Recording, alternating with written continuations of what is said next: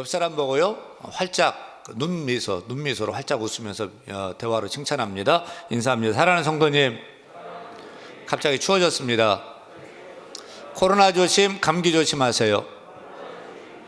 끝까지 잘 이겨내세요. 오늘도 화이팅!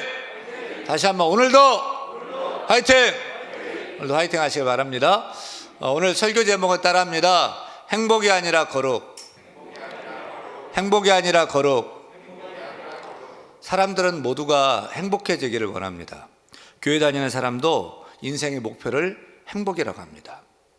행복해지기 위해서 교회 다니고 행복해지기 위해서 예수 믿는다는 것입니다. 맞습니까? 그래서 예수 잘 믿으면 잘 될 줄 알아요.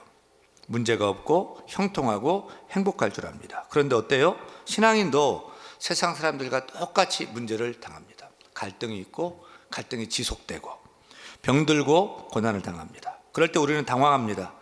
내 신앙이 잘못된 것 아닐까? 예수 믿어도 소용없는 것인가? 아무 소용없나? 예수 믿는데 왜 내 삶이 불행하지? 잘못된 걸까? 라브리 신앙공동체를 세운 프란시스 셰퍼 목사님이 미국 신학생들을 대상으로 강연하면서 이렇게 도전했어요. 여러분은 세상을 살아가는 목적이 무엇입니까? 혹시 여러분도 행복을 위해서 살아가십니까? 만일 그렇다면 여러분이 불신자와 다른 점이 무엇입니까? 여러분의 삶의 목표가 행복이라면 불신자와 똑같습니다. 크리스찬의 삶의 목표는 행복 그 이상이 되어야 합니다. 우리는 행복이 아닌 거룩을 위해서 살아야 합니다. 이제부터 거룩함을 삶의 목표로 삼고 살아가십시오. 도전했어요. 사랑하는 여러분, 행복해지기를 원합니까? 그보다 거룩을 먼저 추구해 보세요. 거룩을 목표로 삼고 살아가 보세요. 행복을 목표로 해서는 절대로 행복해질 수 없습니다. 죄악된 세상, 거짓된 세상에서 참 행복을 찾을 수가 없습니다. 그런데 거룩을 위해서 살아가 보세요. 그러면 행복이 뒤따라오게 될 것입니다. 따라합니다. 인생의 목표는 행복이 아니라 거룩이다. 왜 우리가 인생의 목표, 신앙의 목표가 행복이 아니라 거룩이어야 합니까? 데살로니가전서 4장 3절 말씀 같이 봅니다. 같이 읽습니다. 하나님의 뜻은 이것이니 너희의, 우리를 향한 하나님의 뜻은 뭐예요? 행복이래요? 아니요, 거룩합니다는 거죠. 오늘 본문인 레위기 19장 1절과 2절 말씀은 모세오경, 즉 창세기, 출애굽기, 레위기, 민수기, 신명기, 모세오경의 중심 주제 요절 말씀이에요. 모세오경을 한 문장으로 하면 바로 19장 2절 말씀입니다. 너희는 거룩하라. 이는 나 여호와 너희 하나님이 거룩함이니라. 그런 말씀입니다. 사도 베드로도 베드로전서 1장 16절에서 기록하였을 때 내가 거룩하니 너희도 거룩할지어다 하셨느니라며 레위기 19장 2절 말씀을 인용하면서 거룩할 것을 명령합니다. 여러분, 우리 인생을 향한 하나님의 뜻은 무엇입니까? 행복입니까? 따라합니다. 다시 한번 따라해요. 우리 인생을 향한 하나님의 뜻은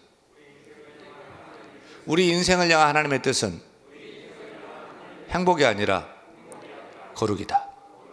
이제부터는 행복을 추구하며 살기보다 거룩을 추구하며 살아보세요. 우리 부부가 행복하기 원합니까? 여러분 부부가 진정 행복하기 원합니까? 그렇다면 먼저 거룩을 이루어 보세요. 남편이 아내는 남편에게 서로 지킬 것을 지키고 말이나 행동에 있어서 넘지 않아야 할 선을 지키고 거룩을 지켜내시기 바랍니다. 그러면 부부가 서로 신뢰하게 되고 서로 의지하게 되고 서로를 더욱 사랑하게 되고 서로 행복한 부부로 서가게 될 줄로 믿습니다. 결혼의 목표는 행복이 아니라 거룩입니다. 사랑해서 결혼했는데 왜 행복하지 못하죠? 왜 불행하죠? 왜 사내 못 사내 하죠? 다른 것이 아니에요. 부부 사이에 거룩이 금간 거예요. 거룩이 깨진 거예요. 거룩이 무너진 거예요. 부부가 서로 지킬 것을 지키지 못하고 멀리할 것을 멀리하지 못하고 끊을 것을 끊지 못하고 버릴 것을 버리지 못했기 때문입니다. 그 결과 거룩이 아니라 상처난 감정과 죄로 얼룩져서 불행해지는 것입니다. 하지만 부부가 거룩을 추구해 보세요. 그러면 그 사이에서 행복이 싹트기 시작하는 것입니다.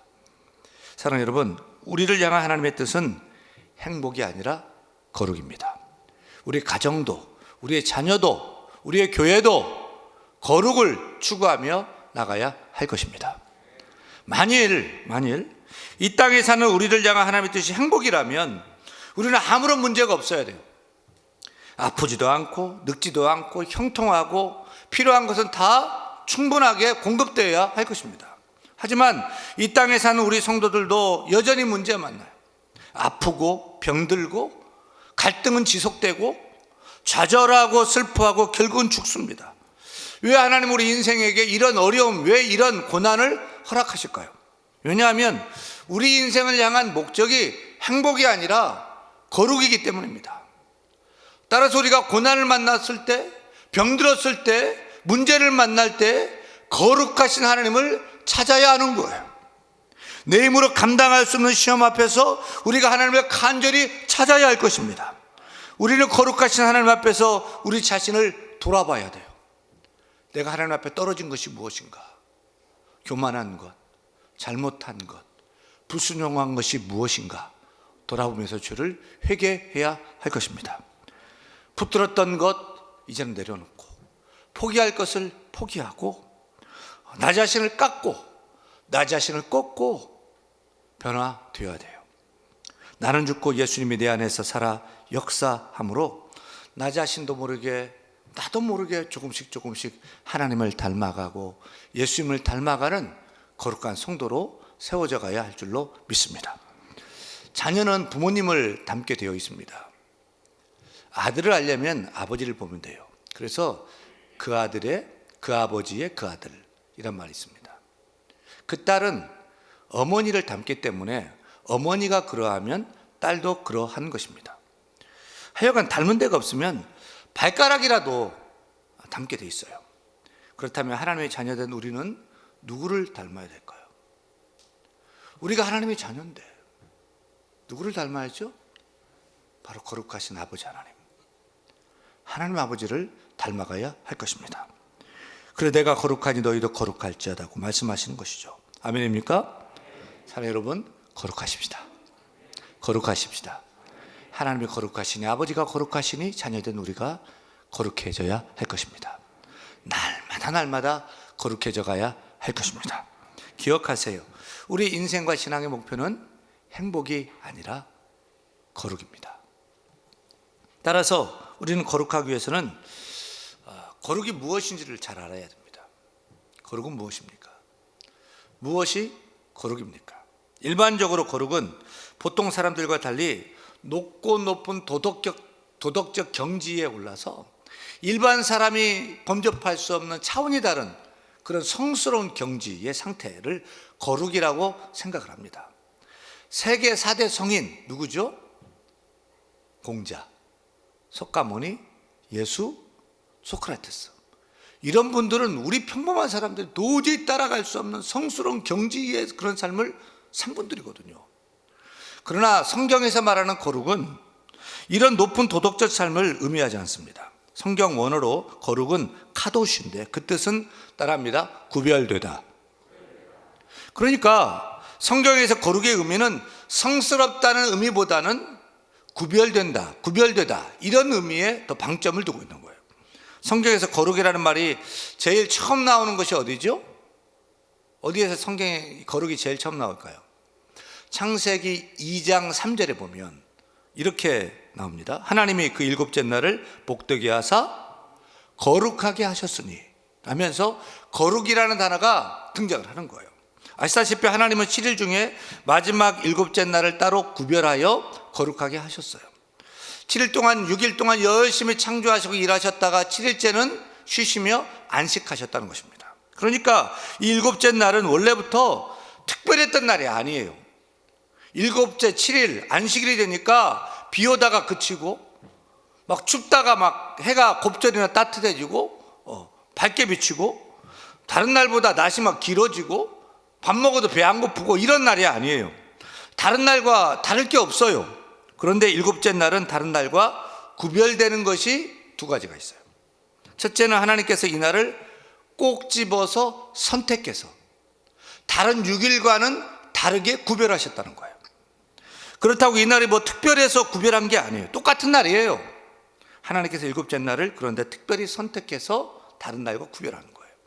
둘째는 하나님께서 이 날을 특별하게 대하신 것입니다.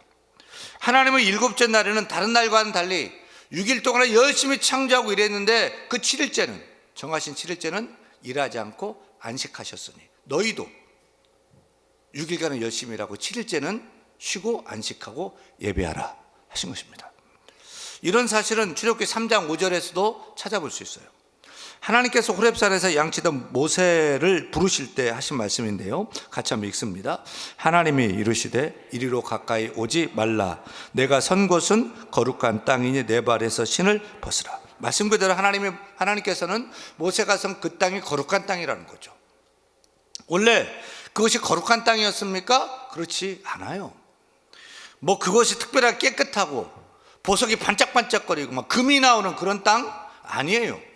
그냥 모세가 항상 걸어다니고 양치던 땅, 호렙산의 구석에, 골짜기의 구석에 있던 그런 땅이었던 거죠. 그런데 왜 그 땅이 거룩한 땅이 되었습니까? 첫째는 하나님이 그 땅을 선택해서 다른 땅과 구별되게 한 거예요. 왜 선택했는지 몰라요. 그런데 하나님이 그 땅을 선택해서 다른 땅과 달리 구별하셨기 때문에 그 땅이 거룩한 땅이 된 것입니다. 둘째는 그 땅이 거룩한 것은 하나님께서 그 땅을 특별하게 대하신 것입니다. 바로 그 땅에서 모세를 하나님이 부르셨어요. 그 땅에서 모세를 하나님이 만나셨어요. 그 땅에서 모세를 통해서 하나님의 이스라엘의 구원의 역사를 시작하신 것입니다. 이렇듯 성경이 말하는 거룩은 사람들이 생각하는 그런 높은 성스러운 경지를 말하는 게 아닙니다. 윤리적으로 도달할 수 없는 성스러운 경지를 말하는 게 아니에요. 성경에서 말하는 거룩은 똑같은데 하나님이 특별히 선택해서 다른 것과 구별해서 그것을 특별히 대하시고 사용하시기에 그것을 따라합니다. 거룩이라고 하는 거예요. 여러분, 이 마이크를 성물이라고 합니다. 이 마이크가 성물이 된 거예요. 노래방에서 이 마이크가 있고 또 회사 강당에서 이 마이크가 있을 때 성물이라고 그래요? 그렇잖아요. 근데 왜 이 마이크를 성물이라고 합니까? 왜 이 잔을 성물이라고 합니까? 많고 많은 마이크 중에서, 많고 많은 잔 중에서 특별히 선택해서 하나님 말씀을 전하는 도구로 사용하기 때문에 성물이라고 하는 거예요. 왜 우리 예수 믿는 우리를 성도라고 하죠? 우리가 뭐 다른 사람보다 도덕적 수준이 높고 막 또 달라서 그래요? 아니, 똑같아요. 하지만 하나님 우리를 많은 사람들 중에서 우리를 선택해서 다른 사람들과 다르게 구별하신 거예요. 왜 선택했죠? 잘나서요? 똑똑해서요? 예수 잘 믿을 것 같았어요? 착해서요? 아니에요. 그런 조건 없어요. 그저 하나님의 사랑으로, 무조건적인 은혜로, 무조건적인 조건이 없이 우리를 그냥 선택해서 세상 사람들과 구별시킨 거예요.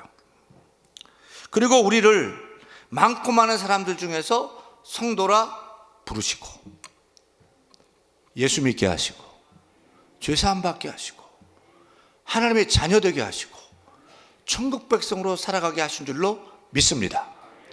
이렇게 거룩하게 구별된 성도는 어떻게 살아야 될까요? 그냥 살던 대로 똑같이 죄와 더불어 죄를 지으며 살아야 될까요? 아니죠. 우리가 이제는 삶에서도, 생활도 세상과 구별되어야 되는 것입니다. 세상 사람들과 달라야 되는 거예요. 오늘 본문이 속한 네 귀의 주제는 거룩입니다. 성결입니다. 거룩하신 하나님께서 많고 많은 민족들 중에서 이스라엘 백성을 특별히 선택해서 다른 민족들과 구별해서 너희는 하나님의 속민이다, 이스라엘이다, 거룩한 백성이다, 이렇게 부르시면서 내귀에서 어떻게 한 개인이 거룩을 이루고 어떻게 한 공동체가 거룩을 이룰 수 있는지를 제시하는 것입니다. 그래서 먹는 음식까지도 구별되어야 된다. 이것은 먹어도 되는데 이것은 먹으면 안 돼. 음식 정결법을 주셨어요. 옷도 자유롭게 그냥 입는 것이 아니야. 남자가 여자 옷 입고 여자가 남자 옷 입고 그러면 안 돼. 성생활도 가정생활도 이방 사람들처럼 난잡하게 하면 안 돼. 성의 거룩을 강조한 거예요. 특히 남자와 남자가, 여자와 여자가 동성애 하는 것을 가증하게 여기시며 폐역하고 미워하시면서 금지를 하신 거예요. 요즘 타투 같은 문신 많이 하죠, 젊은이들. 세상 사람도 그렇게 하는데 너희는 문신하면 안 돼. 이렇게 이것저것 조목조목 613개나 되는 구체적인 조항을 준 거예요. 그래서 먹는 것만 봐도, 옷 입는 것만 봐도, 말하는 것, 가정생활하는 것, 사회생활하는 것 봐도 아, 저 사람은 하나님 백성이야, 저 사람은 이스라엘 사람이야, 저 사람은 유대인이야 라고 딱 구별되게 한 거예요. 선명하게 구별되게 한 거예요. 따라서 성도된 우리가 세상 사람들과 똑같이 되어서는 안 되는 거죠. 우리가 직장 생활하고 학교 생활하고 병원 생활하고 또 회사 생활하고 사람들과 더불어 갈 때 많은 사람들 속에 있는데 저 사람은 예수 믿는 사람이야, 저 사람은 교회 다니는 사람이야, 그래서 진실한가 봐, 야, 저 사람 참 정직한데 거짓말할 줄 모르는데 예수 믿는 사람이기 때문일 거야, 저 사람은 예수 믿는 사람이야 라고 세상 사람들과 똑같이 있지만 선명하게 구별되어야 되는 거예요. 그것이 거룩을 이루는 것입니다.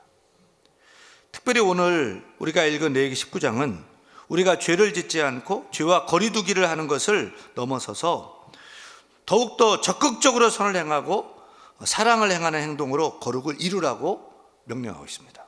다시 말하면 레위기 19장은 거룩하기 위해서 부정적으로 뭐뭐 하지 말라 뭐뭐 하지 말라는 것을 금하고 또 소극적으로 죄의 거리두기를 하며 멀리하는 그런 측면이 아니라 좀 더 긍정적이고 적극적인 차원에서 거룩하도록 하는 목록을 쭉 제시를 하셨어요. 그것이 무엇입니까? 레위기 19장 한번 보세요. 3절 한번 보세요. 3절 보면 내 부모를 경외하고 순종하고 효대하는 것이 무엇이냐? 그게 거룩한 것이다. 5절에 보면 화목 제물을 드리고 첫째 날 제물 드리는 날과 그 다음 날까지 소 한 마리를 다 먹어라, 셋째 날에는 불살라 다 버려라, 인 거예요. 무슨 뜻이에요? 여러분, 소 한 마리를 혼자서 먹을 수 있어요? 못 먹죠. 가족 식구 다 동원해도 소 한 마리 못 먹죠. 따라서 이틀 만에 소 한 마리를 다 먹으라는 것은 무엇입니까? 너 혼자 먹지 말고 동네 사람들, 이웃들을 초청해가지고 같이 나눠 먹어라. 그래도 못 먹으면 버리는 것보다는 차라리 싫은 사람, 네가 미워하는 사람을 초대해서 내가 오늘 소 한 마리 쏜다 하면 초대해가지고 먹어라. 그것이 거룩이라는 거예요. 9절에 보면 포도 추수를 할 때 다 따서 먹지 말라. 가난한 사람들이 따먹고 주워 먹을 것을 남겨놓고 추수하라는 것입니다. 그것이 무엇입니까? 거룩입니다. 하나만 더 봐요. 17절에 보면 형제를 미워하지 말라고 합니다. 원수를 원수로 갚지 말고 동포를 원망하지 말고 이웃을 내 자신처럼 내 몸처럼 사랑하라는 것입니다. 이것이 무엇입니까? 거룩입니다. 무슨 말이에요? 거룩은 무엇이죠? 죄를 멀리하는 것입니까? 죄의 거리두기를 하는 것입니까? 그렇게 구별될 필요가 있습니다. 그런데 이것은 소극적이고 부정적인 차원에서의 거룩을 유지하는 방법이에요. 그런데 적극적인 차원에서 거룩은 무엇입니까? 사랑하는 거예요. 부모님을 효도하고 경외하고 부모님을 섬기는 거예요. 하나님을 사랑하듯 부모님을 사랑하는 것, 그것이 거룩이라는 거예요. 세상 사람들 부모님 잘 안 모시는데 예수 믿는 사람들은 부모님을 잘 모셔. 예수 믿는 사람은 달라. 그것이 거룩이라는 거죠. 가난한 사람을 기억하고 미워하지 않고 멸시하지 않고 사랑하는 것, 그것이 거룩입니다. 형제를 미워하지 않고 심지어 원수까지도 사랑하는 것, 그것이 거룩인 거예요. 결론적으로 거룩은 무엇입니까? 거룩이 무엇입니까? 따라합니다. 거룩은 사랑이다. 거룩은 사랑인 거예요. 내가 좋아하는 사람만 사랑하고 내가 도움되지 않고 내 딴지 걸고 넘어뜨리려고 하는 사람, 그 사람까지도 내가 품어주고 이해해주고 용서하고 살아가는 것, 그것이 거룩인 거예요. 사랑하는 여러분, 거룩하기를 원합니까? 하나님 닮아가기를 원합니까? 예수님 닮아가기를 원합니까? 거룩해지시기 바랍니다. 근데 거룩은 사랑이에요. 사랑을 힘써 행해야 할 것입니다. 문둥병인 한센시 병에 걸리면 격리되었던 소록도, 전라남도 고흥군 끝자락에 있는 소록도 섬이 있죠. 거기에 격리되어서 치료를 받고 나면 나병이 이제 음성이 됩니다. 음성이 되면 두 마을로 옮겨지게 돼요. 그 중에 하나가 전라도 영호라는 마을인데, 그 영호라는 마을에서 10년 동안 목회를 하셨던 김요성 목사님이 이렇게 간증을 하십니다. 이웃 동네에 살고 있던 한 가장이 우리 교회에 나오게 되었다. 그들은 초신자였기 때문에 예수 믿는 사람으로서 어떻게 행동해야 할지 아직 잘 모르는 상태였다. 게다가 이웃 동네는 워낙 불교가 심한 곳이라 교회 다니는 그들의 일거수일투족은 온 동네 사람들의 관심거리가 되었다. 그들은 이웃의 따가운 시선 속에서 살아야 했다. 어느 날 저녁 그 집 아버지 양 씨가 나를 찾아왔다. 잔뜩 화가 나 목에는 핏대가 서고 얼굴은 시뻘겋게 달아오른 모습이었다. 왜 그렇게 화가 나셨어요? 누구하고 싸우기라도 했습니까? 싸우기는요, 제가 지금까지는 화가 나도 꾹 참았다고요. 예수 믿는 사람은 사랑해야 한다고 목사님께서 늘 말씀하시지 않았습니까? 그런데 옆집 그 인간은 해도 정말 너무하지 뭡니까? 도대체 제가 어떻게 해야 될지 말씀 좀 해주세요. 양씨 얘기는 이러했다. 오늘 오후에 우리 어미돼지 5마리가 옆집 채소밭에 들어가서 그 집 채소를 몽땅 먹어 치웠거든요. 그랬더니 옆집에서 손해배상을 해달라고 하더라고요. 그야 당연히 배상을 해드려야죠. 저도 손해는 배상해 주려고 했지요. 그런데 그 인간이 말도 안 되는 걸 요구하지 뭡니까? 도대체 옆집 분이 원하는 것이 뭔데요? 글쎄, 우리 어미 돼지 5마리를 전부 달라는 겁니다. 아무리 예수 믿는 사람이라도 이런 경우에 화가 안 나는 놈이 어디 있겠습니까? 나는 무슨 말을 해줘야 할지 생각하다가 입을 열었다. 그 옆집 사람은 형제님을 시험하려고 그러는 것 같습니다. 그 사람은 형제님이 마구 흥분하고 화내기를 바랄 거예요. 그렇게 되면 예수 믿는 사람이 얼마나 형편없는지 온 동네 사람들에게 보여줄 수 있으니까요. 그러니까 그렇게 하지 못하게 하려면 그가 원하는 것을 모두 다 주셔야 합니다. 큰 손해를 입게 되더라도 걱정하지 마십시오. 하나님이 더 많은 것으로 갚아 주실 것입니다. 내 말의 초신자 양 씨는 양손을 허리에 얹고는 잠시 고민에 빠졌다. 좋습니다. 어쨌든 제가 예수 믿는 사람이니까요. 아까는 정말 화가 났지만 다 접어두고 하나님께 순종하겠습니다. 목사님 말씀하신 대로 하지요. 그는 돌아갔다. 양 씨는 정말로 한마디 항의도 없이 돼지 5마리를 전부 옆집에 주워버렸다. 동네 사람들은 모두 깜짝 놀랐다. 양 씨가 미친 거 아니야? 많은 사람들이 양 씨를 비웃었지만 그 중에는 양 씨의 태도를 보고 사뭇 진지해지는 사람들도 있었다. 예수 믿는 사람은 저렇게 하는구나. 그것은 여름에 일어난 일이었다. 나는 그 사건을 까맣게 잊어버렸다. 나뭇잎이 곱게 물들어가던 어느 가을날 밤 양 씨가 내 방문을 두드렸다. 목사님, 밤늦게 죄송합니다. 꼭 드릴 말씀이 있어서요. 전에 제가 목사님 말씀을 따르긴 했지만 사실 속으로는 굉장히 분했습니다. 그래서 옆집 사람이 한 짓을 오랫동안 잊지 못하고 있었거든요. 근데 오늘 아침에 엄청난 일이 벌어졌지 뭡니까?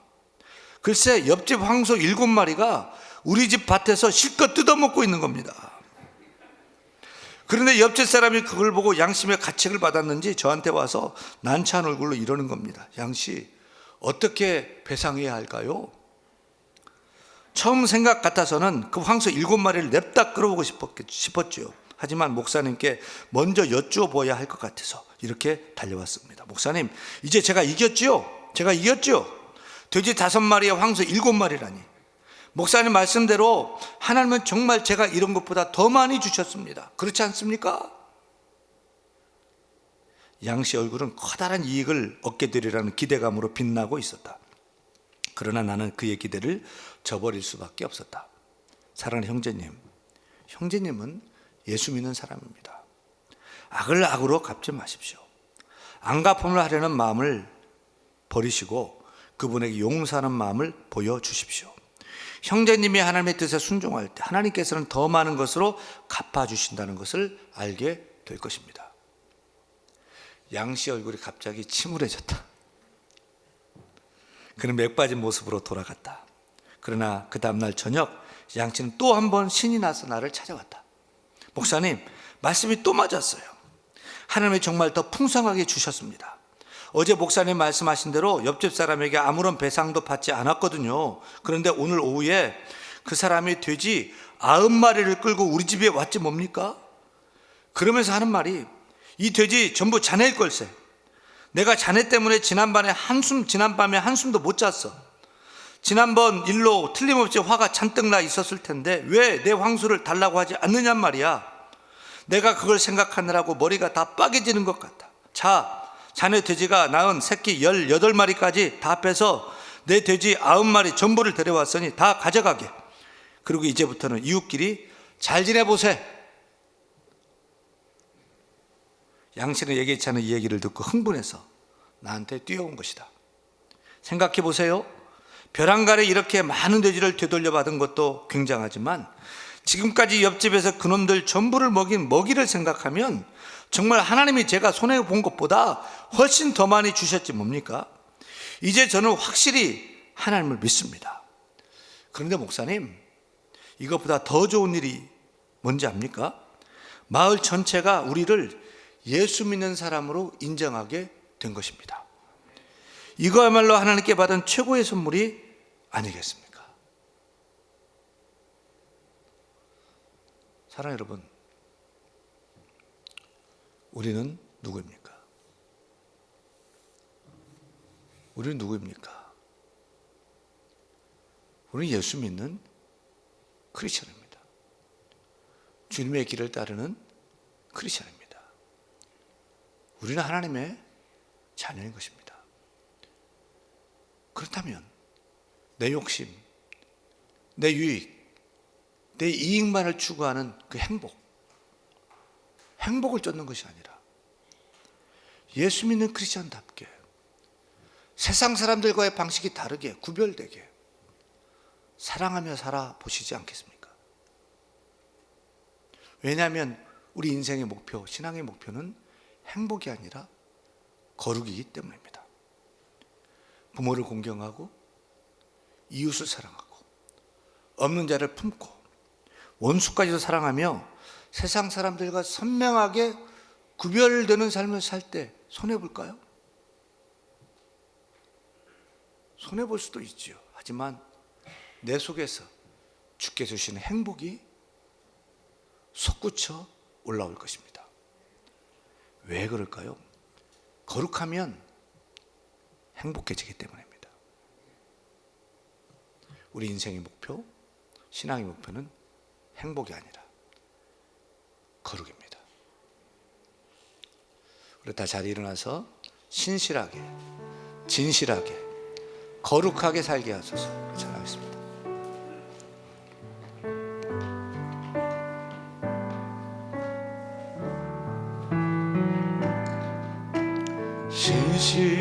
신실하게, 진실하게, 거룩하게 살게 하소서.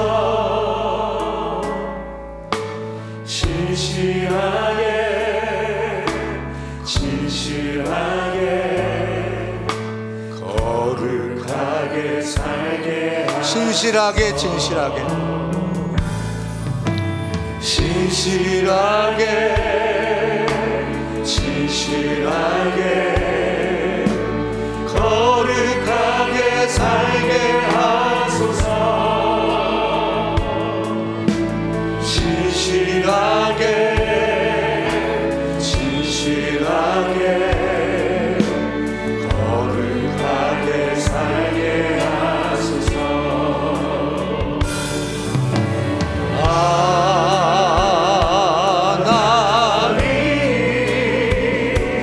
나의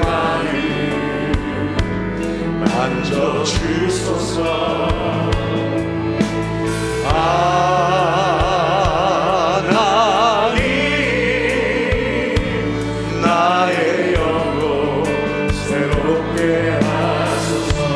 진실하게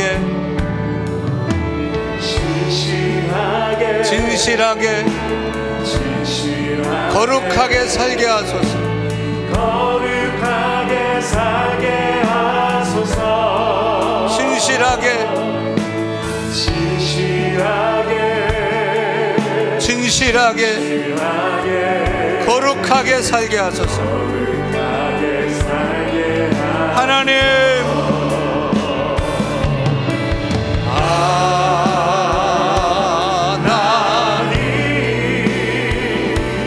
나의 길을 만져주소서.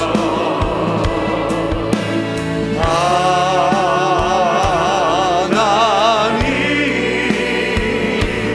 나의